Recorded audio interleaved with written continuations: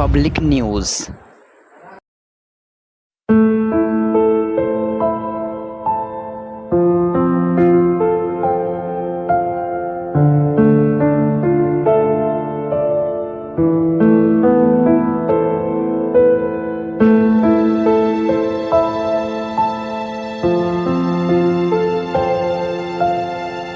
अस्सलामुअलैकुम, मैं हूं उसामा खान और आप देख रहे हैं पीपीएन न्यूज़। और आज हम मौजूद हैं औरंगी टाउन गुलशन बिहार, और इससे आगे ही पड़ता है गुलशन तौहीद। तो वहां का एक प्राइवेट स्कूल है जहां पर बच्चे ज़मीन पर बैठकर अपनी तालीम हासिल कर रहे हैं।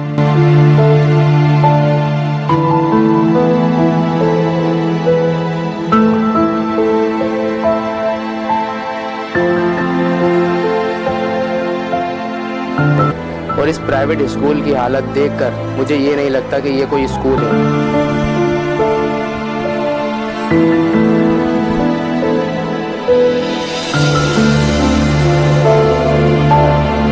ना कोई इंतज़ामिया इतनी पावरफुल है। ये अपनी मदद आपके तहत हम लोग इसको कर रहे हैं। ये नदीम भाई हैं, इन लोग ने अपनी हर चीज़ बेच के स्कूल को चलाने का कोशिश किया और अज़्म का इरादा किया। तो जिस तरीके से आपने देखा कि ये बहुत ही मुश्किल हालात में है, ये स्कूल के बच्चे अपनी तालीम इस तरीके से हासिल कर रहे हैं कि जिस तरीके से ये अपने आप को और इन बच्चों को तालीम दे रहे हैं और अपने आप को इनके साथ जोड़े रखे हैं। आपको इस स्कूल में किन मसाइलों का सामना है, आप ये बताओ। और क्या बताओ? इधर डेस्कों की ज़रूरत है बहुत ज़्यादा, क्योंकि इधर हमारे को अपने घर से कपड़े लाने पड़ रहे, और ब्लैक बोर्ड की भी ज़रूरत है, हमारे को कॉपी से काम मिल रहा है।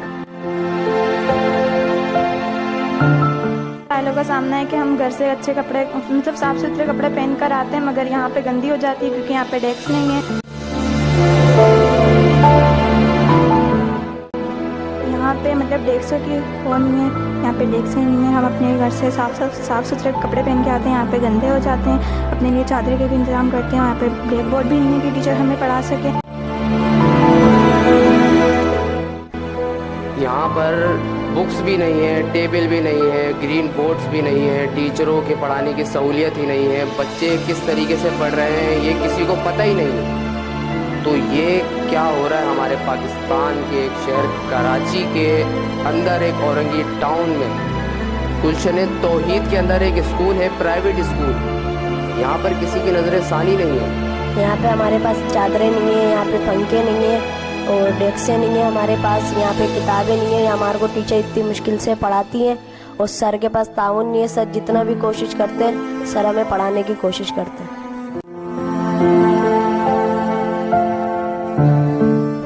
तो आइए मुलाकात करते हैं नर्सरी से लेकर 7 तक की क्लास को पढ़ाने वाली टीचर से। अस्सलाम वालेकुम। वालेकुम अस्सलाम। कौन से सब्जेक्ट के? मैं नर्सरी क्लास से पढ़ा। तो अच्छा, नर्सरी क्लास को पढ़ाती है। तो आप ये बताइए कि इस स्कूल में आपको किन परेशानियों का सामना है? टीचर्स के लिए चेयर नहीं है और बच्चे ज़मीन पे बैठते हैं, साफ़ कपड़े पहन के आते हैं तो कपड़े गंदे हो जाते। कोई बच्चा अपने साथ कपड़ा लेकर आ जाए, बिछा देता है, और कुछ बच्चे ऐसे बैठ जाते हैं जो ऐसे, और कूलर भी नहीं है पानी के लिए। आप कौन से सब्जेक्ट के? तो आप ये मुझे बताइए कि आपको इस स्कूल में किन परेशानियों का सामना है? सबसे पहले तो बुक्स की प्रॉब्लम है। जब तक बुक्स नहीं होगी तो पढ़ाई में बहुत ज़्यादा मुश्किल होती है। तो हम लोग को बहुत ही मुश्किल से बच्चों को कवर करते हैं हम लोग यहाँ पे, कि एक ही बुक से हम सबको पढ़ाना बहुत मुश्किल होता है। तो इसी वजह से हमारे को ज़्यादातर बुक्स की प्रॉब्लम है। दूसरा, पानी की प्रॉब्लम है बहुत ज़्यादा, और ठंड करीब है तो बच्चों को ठंड भी बहुत ज़्यादा लगती है। और आजकल थोड़ी बीमारी की वजह से भी बहुत से बच्चे एब्सेंट इस वजह से हो रहे हैं कि यहाँ पर ठंड बहुत है। यही बच्चों के लिए डेस्क नहीं है, बोर्ड नहीं है पढ़ाने के लिए, और हमारी सैलरी का इशू है। हमें सैलरी टाइम पे नहीं मिलती नहीं है। फ़िलहाल तो मिली नहीं है। 1 साल से पढ़ा रहे हैं हम लोग और सैलरी का तो कुछ अता पता ही नहीं है। ब्लैक बोर्ड के टीचर्स बच्चों को किस तरीके से पढ़ाती हैं, आए पूछते हैं। आप बिना बोर्ड के बच्चों को किस तरीके से पढ़ाते हैं? हम लोग मतलब एक ग्रुप जमा करते हैं, जैसे 5-6 बच्चों को एक साथ बिठा के पहले एक बच्चों को एक ग्रुप को टॉपिक्स डिस्कस करते हैं, फिर उनको मतलब क्लियर कर देते हैं कि ऐसा ऐसा काम है आप लोगों को करना है। फिर हम लोग फिर थोड़े और बच्चों को जमा करते हैं, फिर ऐसे ऐसे करके एक एक के पास जाके हमें प्रॉपर बताना पड़ता है कि ऐसे ऐसे आपको काम करना है। कभी ऐसा होता है कि दीवार पे भी हम लोग मेंशन कर देते हैं कि आपको ये काम करना है अगर काम ज़्यादा हो तो, वरना तो हम बच्चों को ज़्यादातर कॉपियों पे ही करवा देते हैं उनके पास जाके।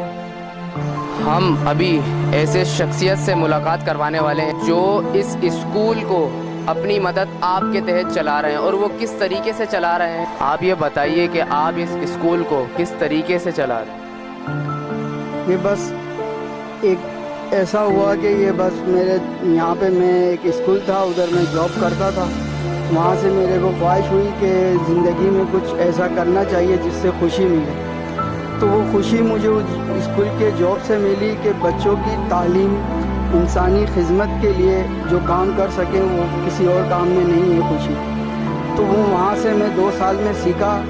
फिर अल्लाह ने मुझे एक मदरसे दिया, अवैस करनी मदरसा। वहाँ पे मैंने नेशनल खिदमत स्कूल बनाया और ये बच्चों की तालीम शुरू करी। वहाँ से ये सिलसिला ये शुरू हुआ है, तकरीबन 1 साल हो गया है।